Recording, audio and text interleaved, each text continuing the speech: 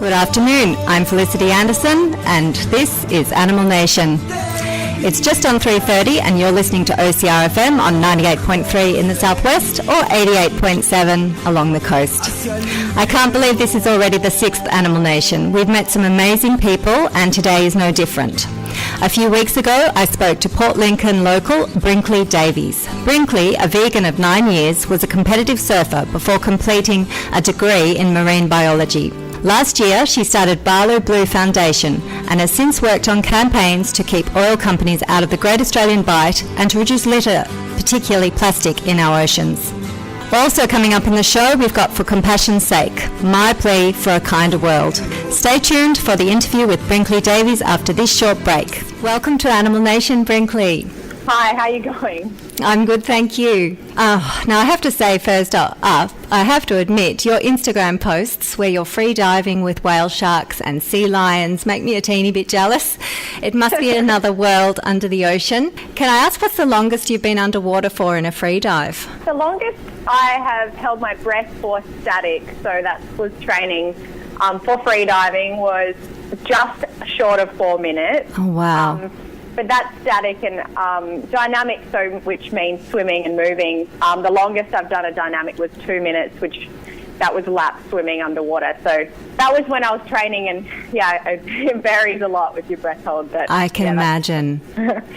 That certainly takes a lot of mental strength. What kind of techniques do you use to train for that? Well, at that stage, I was training like 3 times a week at a pool with a freediving instructor, and there's a bunch of different techniques, like relaxation techniques and ways to deal with your body, you know, the things that it goes through while you're holding your breath. And it is a lot of mental strength, I would say majority mental strength, and only maybe 80% your head and 20% your body. It's how you deal with it that allows you to hold your breath longer. And it's pretty crazy, but it's a really awesome feeling when you can conquer that. It really must be, and I guess for, like, as a competitive surfer, it's a vital thing too. Like if you get into trouble, you need to be able to remain calm and get yourself out of situations. And that's the main reason that I got into breath holding training originally was, being able to deal with being held under for a while and being able to be okay and trying to relax in that situation. It's so important, and that's what a lot of professional big wave surfers, they completely rely on, is that kind of training to how they survive. It's quite amazing. Now, earlier I mentioned your foundation, Beaulieus Blue. Mm-hmm. So I guess I just really want to talk to you about that and hear about the different campaigns that you're running. But first up, there's a sadness behind the name of Beaulieus Blue, isn't there? Do you mind telling us a bit about that? Yeah, well, last year we had a puppy called Beaulieus, which we named after the bear in the Jungle Book, because he was like so kind and just loving, and he just reminded us of a little bear cub when we got him. We rescued him from the RSPCA, and he was like our first puppy kind of together, and he came absolutely everywhere with us, and he just loved the water. And where we live in South Australia is surrounded by a lot of farmland and national parks, but we took Beaulieus to the beach like all the time, and sadly last year he somewhere between our house and where we were at the beach, there's a lot of farmland, and we pulled over for a minute to check on something, and he'd got out and must have consumed some kind of 1080 bait,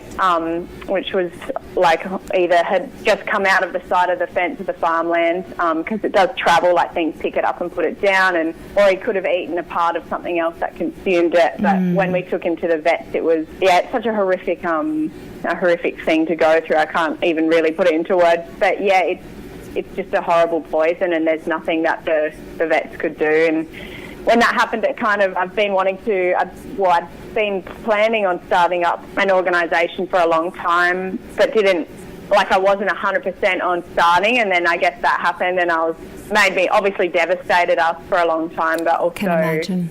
It inspired us to start something like then and there, I guess, because things like that shouldn't happen, and it's comes down to a lack of education and people still using things that they used 200 years ago. And so, yeah, that's where the name came from, and like Balu meaning like after our pup, and then blue representing like everything to do with the planet, like the sky. And so that's where the name came from, and yeah, we try to see it as an inspirational thing, even though it was like horribly sad. But well, yeah.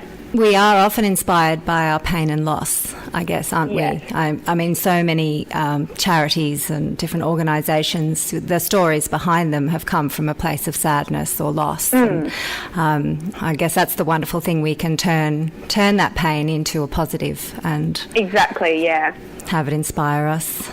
Yeah.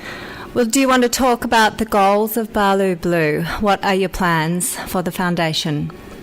So, in the beginning, obviously, like we have some really major goals for the future in regards to wildlife conservation. Down here on our peninsula, there is a massive lack of places that are refuge for animals, especially if they've been rescued. And like for, say, native animals that have been rescued, there's quite a lot of people down here that are in wildlife care. And elsewhere around Australia, there are sanctuaries and conservation reserves which are safe for them to grow up and be in when they're older. But that's a goal of ours, is to possibly one day be able to purchase some land and have it as a restorative reserve for animals that can't be re-released into the wild themselves, and it possibly would be safer for them to be in a conservation reserve type of area anyway. So that's one thing, and also my background being in marine biology, I've got a lot of ideas and plans for research down this way that I'd like to put into action on behalf of the organisation, and kind of have a base down here that's obviously like a sanctuary type area, but also running research projects that are assisting in conservation as well. So that's a long-term goal. And for now, as we've just become up and running as a charity in 2017, and it's a long road to get that status, so we're still working on a lot of stuff at the moment in the framework. But yeah, we've got a campaign running at the moment called Clear Tide, which is in regards to marine debris and plastic pollution. Yes. Which is like the biggest threat to the oceans at the moment, and there's so many young people and awesome people around the globe that are working around the ocean in whatever industry, and they want to help. And so we run a beach cleanup at the end of April, and we got 2,000 pieces of plastic off the beach and seafloor, and Port Lincoln Front Beach isn't it? Yeah, and it's not that littered. It's quite a clean looking beach, but it's so surprised when you get people down there and picking up everything that's foreign that we've littered there. It's pretty astounding. And yeah, we're involved in quite a few other beach cleanups that are happening over the next few months. And also we've got some ambassadors interstate that are doing a talk on with our PowerPoint for Clear Tides at schools, just as an educational program, because a lot of it can be solved with the upcoming generation not using single-use plastics. I mean, there's already so much to clean up, so the less we use. Reduction's key, isn't it? I mean, I always think there's really no such thing as throwing away. We're only moving it from one place to another, and regardless of how responsible we may be, once that litter is out of our control, then it can end up anywhere, and unfortunately it's ending up in our oceans, isn't it? Yeah, and a lot of it is such petty little things that we really don't need, like plastic straws and single-use plastic cups and plastic bags and Glad wrap. Like, majority of what I found diving under the jetty here was plastic straws and cups, and a completely unnecessary item for the vast majority of the population. You don't need a straw. I mean, you can get metal straws and you can get paper straws and bamboo straws and glass straws nowadays, but I mean, I don't feel like I need to use a straw. No, unless you have some issues with swallowing. You can just drink out of a glass or a cup without a straw. But it's like in hospitality, it's like second nature to them to put straws and everything, and so it's a movement that is happening. It's just going to take a while, but it's good that it's catching on. I guess we're a bit sheltered here in South Australia, and even Australia in general. Our beaches are so clean compared to the rest of the world, but you go some places like Indonesia, and you see what it's like when things get out of control with pollution, and it's like a really big wake-up call. My husband and I were in on the Costa Brava last year in Spain, and where we stayed was this absolutely beautiful little beachside spot, and the water was crystal clear, but at about 3 o'clock every afternoon the tide would just change and the rubbish would come in, and we'd spend all our afternoon picking up rubbish and putting it in the bins. But and you could see so much of it had been in the water for a long time. It had started deteriorating. As we know, plastic doesn't biodegrade, but it's such a huge problem. So do you have plans for education in schools and the community? So, what ideas do you have for that? So we've got I've done 2 talks here so far in Port Lincoln, and we've got this this awesome PowerPoint that we've put together that's general, like it can be presented to reception kids like all the way through to adults, and it's really clear, and it just, like, I spoke to some Year 8 boys 2 weeks ago here at Port Lincoln High School, and they had no idea. Like, they're just not thinking about what they're using, and it really wakes them up when you show them some photos, especially of what it does to marine life. And I guess a lot of the stuff we don't see, and it's happening, it's just we're not seeing it. And so we've got some really great people that have come forth from this campaign, even in the early stages now, that are so keen to do talks in other states. And I've got people in Queensland, Victoria and Western Australia at the moment that are going to be speaking at schools, and eventually I would like it to become a bigger education program. That's one of our biggest goals, is doing talks at schools and presentations, and just everything starts off with education. People can't be inspired to change things if they don't know what's happening. So in regards to the plastic campaign, 100% we want to share that as far and wide as possible. And the good thing is there's some amazing not-for-profits that are purely focused on plastic pollution, and we're just trying to contribute as much as we can as well to our audience and get it to the younger generation so they can share it with their parents and take it home with them. And it all starts with them knowing. And that's where change starts, long-term change with youth, doesn't it? Exactly. Yeah. Now, Fight for the Bite is another campaign. Mm-hmm. Fight for the Bite is something that I've been involved in for a couple of years. Sea Shepherd and the Wilderness Society have been working hard to do all kinds of awesome campaigning, which originally was against BP. They set forth plans to drill here a couple of years ago, and they went forward with their seismic testing, and actually we had some pretty devastating things happen at the same time, coincidentally. Like, we had some dead whales wash off in our peninsulas. There were people in Kangaroo Island complaining about, like, all their fish moving. All the fishermen from here were telling us that their fish were moving as well. So everything was kind of being affected by this sonar that this oil company was using. And that was before, that was just their testing phase. And then they'd proposed to start drilling.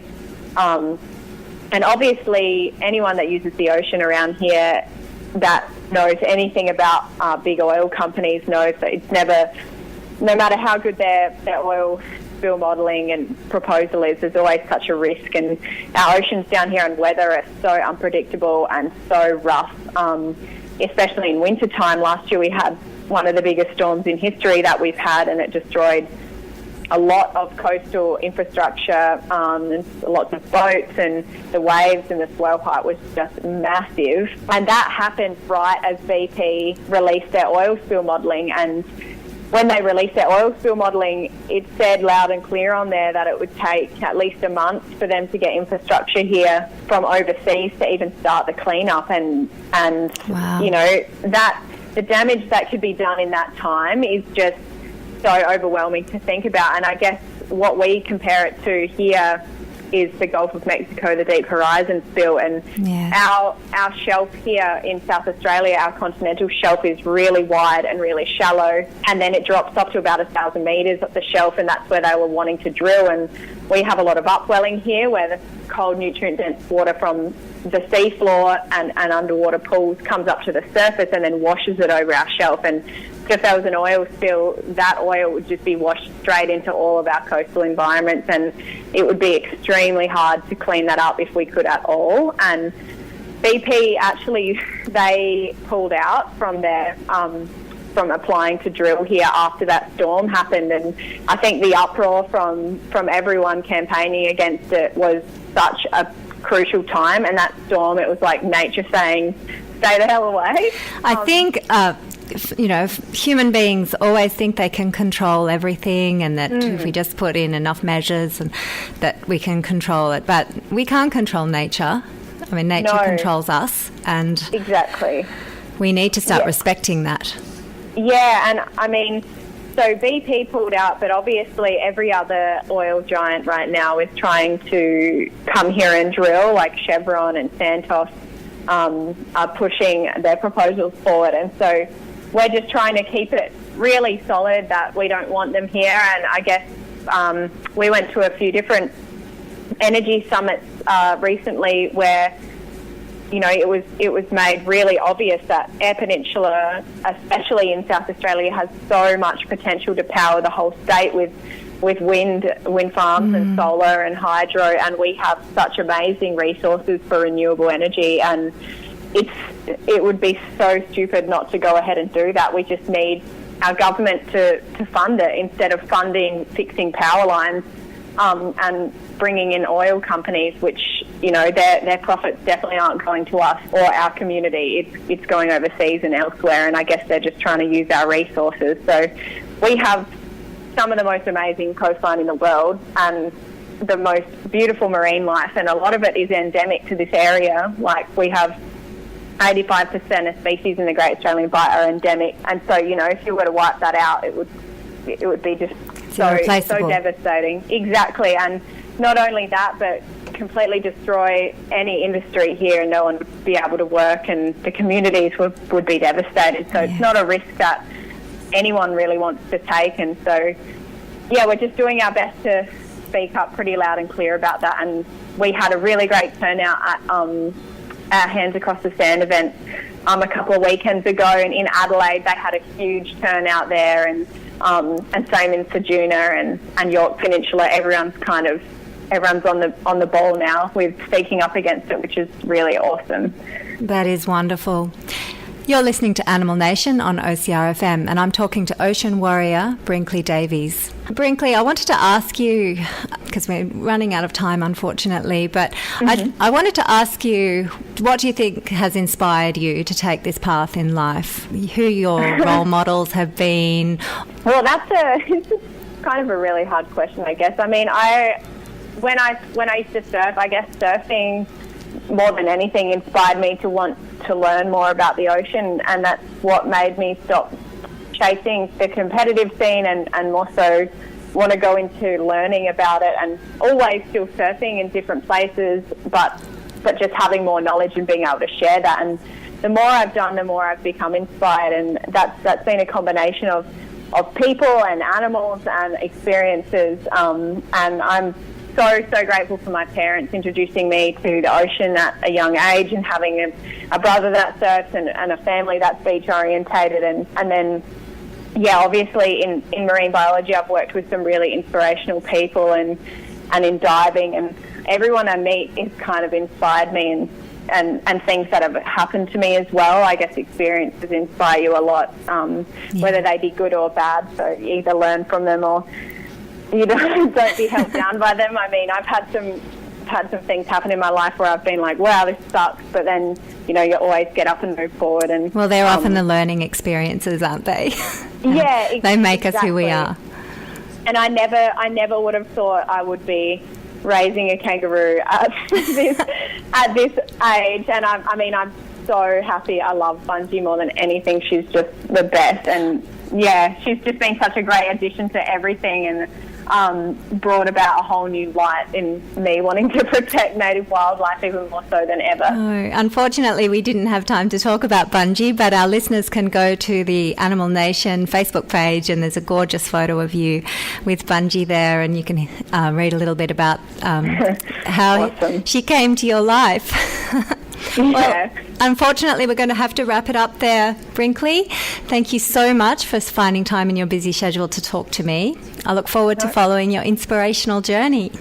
Awesome. Thank you so much. Thank you. Great talking. Thank you. Anyone wanting to know more or maybe get involved with either the Fight for the Bite and Clear Tides campaigns, you can find out more at www.barloobluefoundation.org. And I really recommend those who love the ocean or who need to understand what we have to lose if we don't act now, to follow Brinkley on Instagram. I promise you'll not be disappointed. Check out the Animal Nation Facebook page if you've missed any details. Wow, what an inspiration that young woman is. I hope you enjoyed listening. Now, let's have a song. This is Kate Miller-Heidke with Ride This Feeling. We kill more chickens than any other land animal. 551 million each year in Australia alone, and approximately 50 billion worldwide each year. Through selective breeding and artificial lighting, chickens will grow to a desired slaughter weight in less than 8 weeks. This means the chickens people eat are monstrously huge, blue-eyed, cheeping babies. We have taken the wild bird of the Southeast Asian rainforests and turned them into freaks of nature to satiate our uncontrolled appetite for cheap flesh. These doomed birds are known as broilers. In my time as an open rescue activist, I entered countless chicken sheds, and I can say without doubt the production cycle on your typical farm is a horrifying example of misused science. Up to 60,000 individuals will enter a shed as newly hatched chicks. Many will die that first day from being crushed by careless human feet as they are roughly tipped out of the crates onto the floor of the shed. Many more will die in the following few days as their deformed legs prevent them reaching food and water. The death toll continues to rise as over the next few weeks an expected industry standard of at least 4% of the original population die. As the chickens grow, their skeletons struggle to bear the weight of their enormous bodies.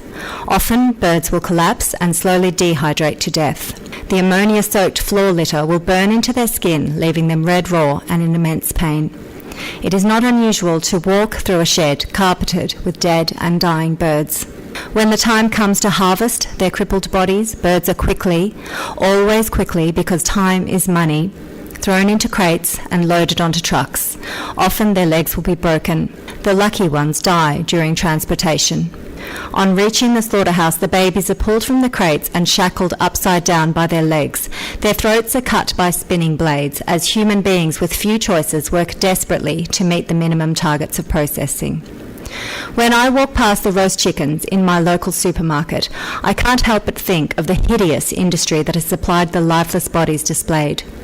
It tears at my heart to see the unthinking and sometimes uncaring customers lined up waiting to toss a dead baby into their trolley. It's hard to understand or accept that so many people choose to blindly consume these babies.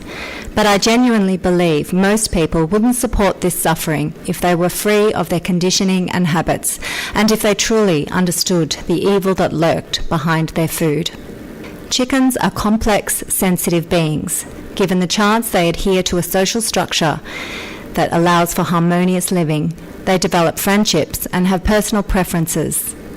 I'm asking you to please think about them, not as drumsticks and breasts, but as the individuals they are.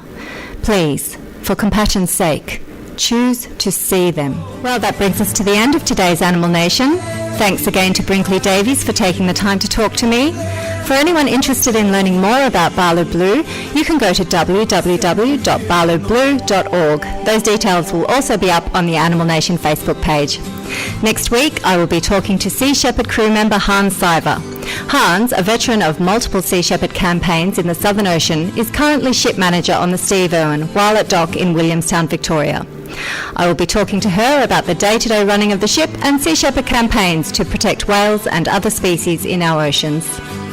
Until next week, be kind and remember the words of Henry Beston. They are not underlings, they are other nations.